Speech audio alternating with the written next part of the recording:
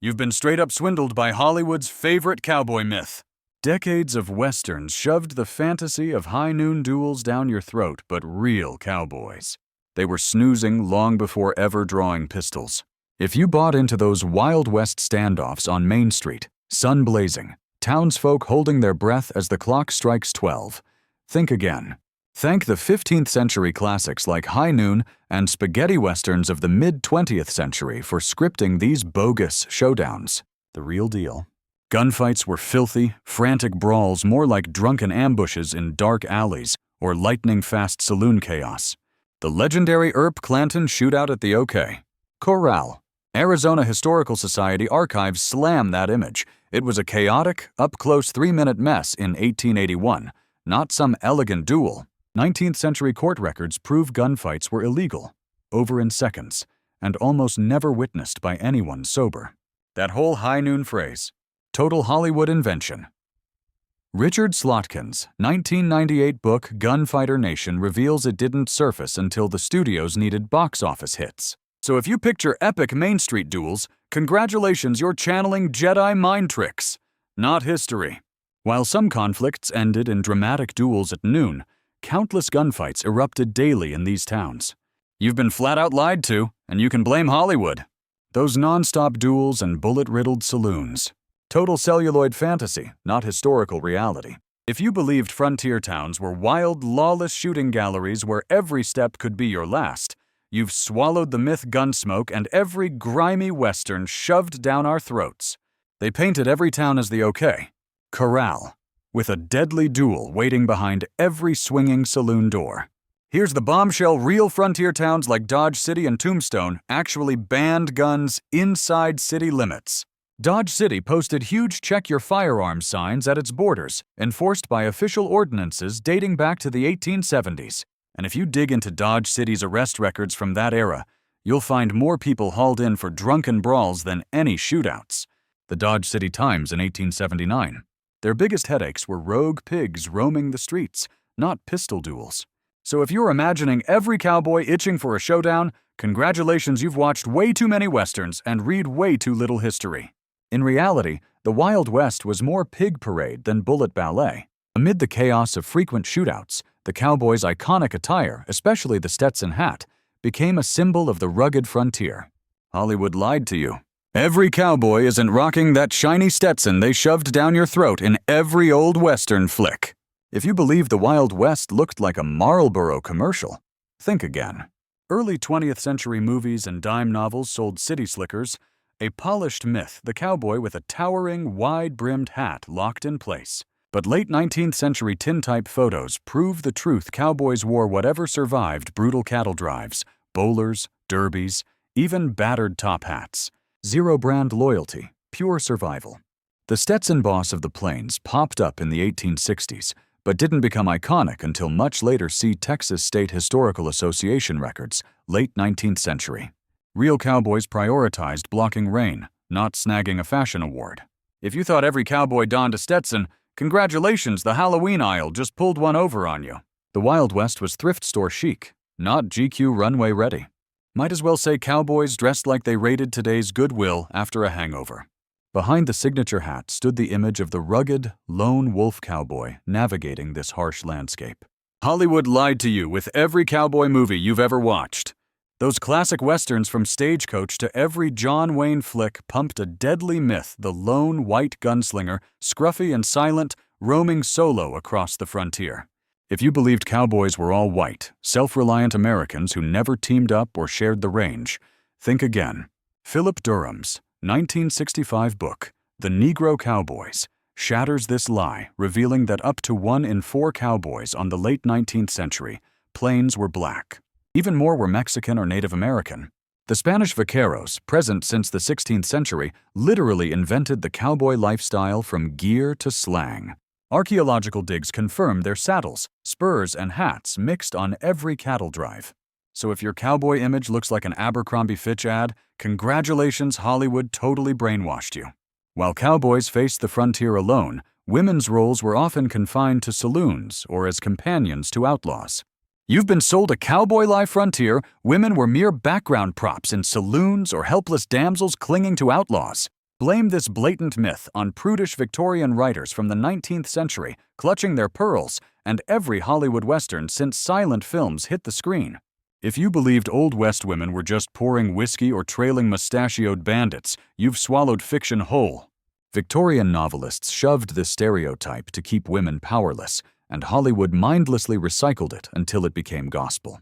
Here's the real shocker. Actual U.S. Homestead Act records from the 1880s prove women not only claimed land, they often outpaced men in territories like Nebraska, according to the Nebraska State Historical Society archives and fierce 1886 letters from female homesteaders. Kansas and Wyoming property deeds burst with female store owners, boarding house bosses, and even bank presidents. The Black Hills Times laughed off the helpless woman myth in March 1885. If Yeehaw Barbie is your only source, congrats, you've been duped by a pop culture rerun. Ignore real frontier women, and you erase history's wildest twist. The Wild West was no boys' club. It was a full-throttle, DIY feminist revolution. Believe that, or keep watching Hollywood make cowgirls into cliches. These women were fixtures in the massive, bustling saloons that served as social hubs. You've been royally conned by Hollywood nonsense, those grandiose gold and velvet Wild West saloons. Pure fiction cooked up by directors with fat budgets and zero respect for reality. Everyone pictures Deadwood, the saloon doors swinging open on a packed house, non-stop poker, and a gold rush party vibe that never quits. Blame 19th century dime novels and Hollywood blockbusters for this fantasy. The real frontier saloons. Cramped, dirt-floored hovels with busted tables, not palatial hangouts. Archaeologists who excavated Tombstone in the 1990s uncovered cracked walls, shoddy glass, and way more outhouses than chairs, no chandeliers in sight. Period photos and ledgers confirm saloons were often just tents or leftover supply shacks, the historical equivalent of your backyard shed bar. If you believed Deadwood had crystal chandeliers, congratulations, you fell for the ultimate Instagram filter of the Old West. The only true legend was the hangover, and maybe contracting tetanus. Beyond the saloons, frontier towns were rife with soiled doves running rampant. You've been sold a steamy lie straight from Hollywood. Every Wild West saloon supposedly hid a secret upstairs full of soiled doves. If you believed this, think again. Hollywood westerns, dime novels, and preachy early 20th century moral reformers deliberately painted the Wild West as one giant brothel with horse parking. The truth. The real frontier was far tamer. Historic business directories from the 1890s, like Deadwood's 1877 records Black Hills Pioneer Archives, list more bakers and blacksmiths than madams. Dodge City's late 19th century census barely notes a dozen women identified as sex workers. Archaeologists digging in Tombstone uncovered more whiskey bottles than any red light relics. If you imagine the Wild West as a horse-infested Las Vegas, it's time to fold your cards. Real life looked more like a great bake-off than a saloon strip show. Such unchecked vices thrived in an environment where law enforcement was almost non-existent, leading to total anarchy. Everyone loves to picture the Wild West as Mad Max in cowboy hats, but Hollywood lied, turning history into sensational chaos. If you believe Deadwood was a non-stop shootout derby, you've been fooled by dime novel publishers who likely never left New York. Let's get this straight, the Old West was not a lawless wasteland.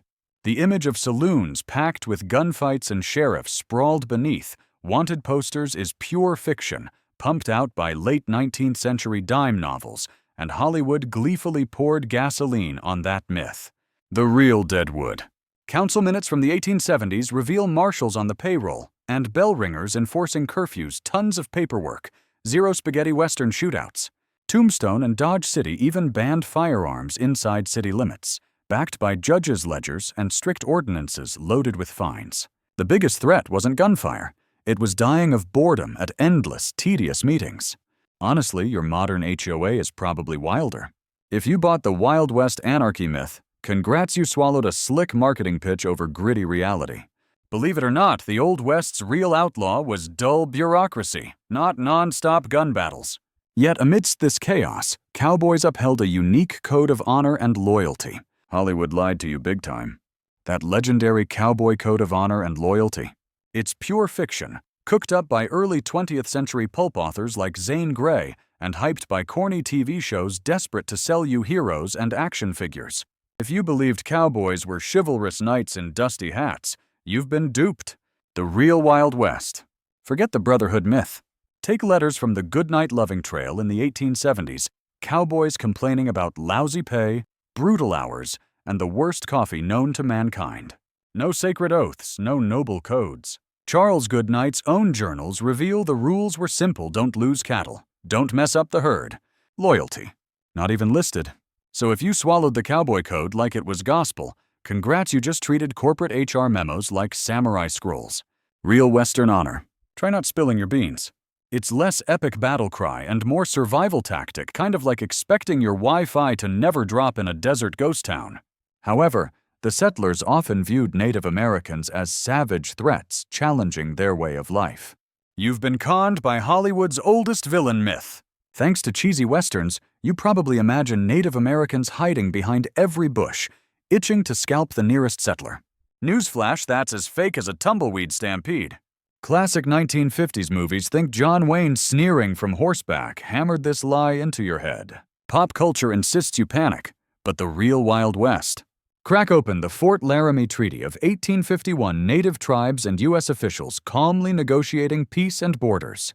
19th century settlers' Oregon Trail ledgers from the 1840s, filled with buffalo robes swapped for flour, not arrows whizzing through the air. Lewis and Clark's journals from the early 19th century, packed with thanks for native guides and friendly feasts, not tales of sneaky ambushes. At Fort Union, archaeologists uncovered beaver pelts and glass beads instead of battle scenes. If you still buy Hollywood's nonsense, congrats, you've been bamboozled by America's longest-running fakery. Next thing you'll tell me, cowboys rode robotic horses like in a sci-fi western. Despite these dangers, the prospect of striking it rich during the California Gold Rush drew many to the frontier. You've been sold a glittering lie by ruthless 19th century gold rush propagandists. Hollywood and vintage newspapers pushed one fantasy: everyone who set foot in California back then walked away dripping in gold. The brutal truth: most left broke, bitter, and without a single nugget to show for it. Everyone imagines the California Gold Rush as a non-stop jackpot where every prospector struck gold just by dipping their pan in a river. That sensational myth was no accident. Sensationalist papers from the late 1840s, amplified by movies like Paint Your Wagon, engineered this false gold rush fairy tale. But the receipts don't lie. California's state mining claim records from 1852, preserved in Sacramento archives, tell a grimmer reality. Nearly every claim was abandoned within a year, hundreds lost to unpaid debts. Letters home, including misery-filled dispatches from Lucius Fairchild in 1850, warned potential miners to stay away. If you bought into Hollywood's gold rush fantasy, congratulations, you're probably ready to buy oceanfront property in Nevada. To keep up with rapid expansion, the Pony Express became essential for delivering mail across the vast lands. Hollywood lied. The Pony Express did not carry every piece of mail across the Wild West. If you believed frontier mail was a non-stop relay of daredevil riders, you've fallen for the most overrated postal myth in American history.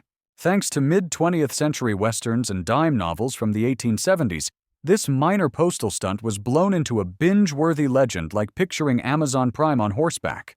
Here's the harsh truth: the Pony Express barely survived 18 months, from 1860 to 1861. U.S. Postal Service records mention it less than your least favorite relative at Thanksgiving. Stagecoaches and steamships handled the real mail grunt work. Alexander Major's late 19th century memoirs and official postal contracts prove it. The Smithsonian holds fewer than 24 actual Pony Express letters. If you thought every letter raced coast to coast, Hollywood sold you a postmarked lie. The real American frontier was less Netflix cowboy and more dusty. Unpaid intern hauling wagons like Uber drivers delivering your overpriced lattes in the desert. Maintaining order in these growing towns often fell to sheriffs, who ruled with near dictatorial power. Hollywood lied. Sheriffs did not swagger through Wild West towns like untouchable tyrants. If you believed classic westerns and sensational 19th century dime novels, you got Wyatt Earp all wrong, a myth turned lawless legend instead of the low-level municipal employee he really was. You imagine sheriffs as mini-dictators, running Dodge City with cowboy bravado and trigger fingers itching to blow thank Clint Eastwood and Pulp Fiction publishers for that myth. Here's the bombshell. In real 19th century Dodge City, the city council held all the power. They controlled the budget, hired or fired sheriffs on a whim, and constantly overruled them. Don't just take my word for it. Check Dodge City records at the Kansas State Historical Society yourself. Wyatt Earp's truly exciting job. So dull, local newspapers barely mentioned him. Most towns preferred vigilante mobs or citizen committees to enforce law and order, as detailed in Nathaniel Langford's 1890 classic Vigilante Days and Ways. So next time you picture a sheriff ruling with an iron fist, think again. Most had less power than your HOA president, and a mountain of paperwork to prove it. Today's reality TV cops might be less fake than those Hollywood cowboys. In these lawless places, whiskey remained the drink of choice for many frontier inhabitants. You've been fed a shot glass-sized lie by every Western movie ever made. The myth that rugged cowboys drank only whiskey on the prairie. Hollywood relentlessly peddled this fiction. Those swinging saloon doors might as well read no facts aloud. Everyone pictures dusty cowboys guzzling nothing but whiskey in grimy saloons, living off hard liquor and harder regrets. Thanks spaghetti westerns and 19th century dime novelists for this cheap, explosive, whiskey-fueled brawl fantasy. But the real records tell a very different story. Fort Laramie shipment logs from the 1860s and 70s overflow with lager beer, imported rum, and even crates labeled Champagne National Park Service archives. Archaeologists unearthed bottles from Germany and France at old forts. So much for uncivilized palates. Lemonade, cider, and ginger ale weren't rare treats. They were everyday beverages, proven by Wyoming traders' receipts. If you believed only whiskey flowed out west, congratulations, you've been ordering off Hollywood's worst cocktail menu. The Prairie Bar was basically a Costco with spurs. It's like thinking astronauts only drank Tang. Absurd and proven wrong. Yet the transformation of the West was gradual, with fences and clear property lines arriving much later. Hollywood lied. The Wild West was never the lawless, fenceless playground it's made out to be. If you believe those endless cattle stampedes and boundless horizons were real, think again. This free-range fantasy died long before Clint Eastwood ever squinted into a sunset. Most folks assume the Old West was one giant open pasture, where cattle roamed freely and property lines were invisible. Blame 19th century dime novels and classic Western films for hammering this myth into our brains and making the so-called borderless frontier look sexy. Here's the bombshell. The very first barbed wire patent was filed in 1873, meticulously recorded in the United States Patent Office archives. By the late 1870s, barbed wire had blanketed Texas and Kansas. Proof found in ranchers' diaries and brutal court cases from that era. The infamous range wars, including the Johnson County War in Wyoming, were savage battles over fences, not wild brawls over empty land. So if you think fences showed up only in the 20th century, congratulations, you're nearly a century late to your own backyard barbecue. It's like showing up to a smartphone fight with a rotary phone. Until then, unregulated saloons hosted poker games that frequently ended in deadly confrontations. Hollywood sold you a savage Wild West fantasy, every saloon poker game ending in a deadly shootout. Blame spaghetti westerns and dime novels for turning the poker table into a bloodbath arena. Thank John Wayne and pulp writers for your mind filled with smoke, splinters, and flying six-shooters every hand. If you believed every saloon poker game meant guns blazing like each deal pushed players one whiskey shot from the grave, you've been flat out lied to. The real lie came from gritty films of the 1930s and 40s. Pulp novels and cult shows like Deadwood all fed the myth that aces and eights triggered instant chaos. But crack open the Deadwood Pioneer newspaper from the late 19th century, you'll find more gossip about cheating than any shootouts. Actual Tombstone police logs from the 1880s. Boring, mostly reports of brawls, not bodies under poker tables.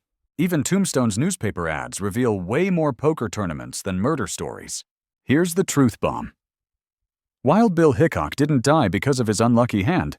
He was killed over old grudges.